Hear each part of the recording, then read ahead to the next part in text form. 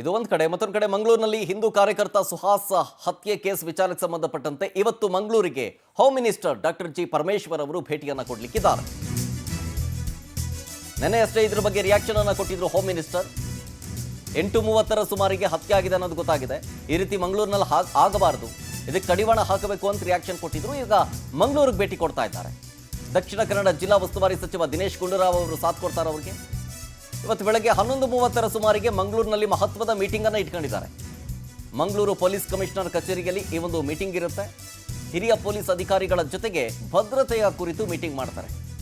ಶಾಂತಿ ಸುವ್ಯವಸ್ಥೆಯನ್ನು ಕಾಪಾಡೋ ನಿಟ್ಟಿನಲ್ಲಿ ಜೊತೆಗೆ ಹಂತಕರನ್ನ ಪತ್ತೆ ಹಚ್ಚುವ ಕುರಿತಂತಾಗಿ ಮಹತ್ವದ ಸಭೆಯನ್ನು ನಡೆಸಲಾಗುತ್ತೆ. ಇವತ್ತು 11:30ಕ್ಕೆ ಈ ಒಂದು ಮೀಟಿಂಗ್ ಶುರುವಾಗುತ್ತೆ.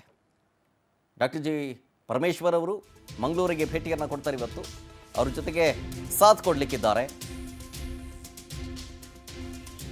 ದಕ್ಷಿಣ ಕನ್ನಡ ಜಿಲ್ಲಾ ಉಸ್ತುವಾರಿ ಸಚಿವ ದಿನೇಶ್ ಗುಂಡೂರಾವ್ ಅವರು. ಹಿರಿಯ ಪೊಲೀಸ್ ಅಧಿಕಾರಿಗಳ ಜೊತೆಗೆ ಮೀಟಿಂಗ್ ಅನ್ನು ಮಾಡ್ತಾರೆ. ಈ ಮೀಟಿಂಗ್ನಲ್ಲಿ ಈ ಪ್ರತೀಕಾರದ ಹತ್ಯೆ ಆಯ್ತಲ್ಲ, ಅದ್ರ ಬಗ್ಗೆ ಡಿಸ್ಕಸ್ ಆಗುತ್ತೆ. ಜೊತೆಗೆ ಭದ್ರತೆಯ ಕುರಿತು ಅಷ್ಟೇ. ಮಂಗಳೂರಿನಲ್ಲಿ ಉದ್ವಿಗ್ನ ಪರಿಸ್ಥಿತಿ ಉಂಟಾಗಬಾರದು.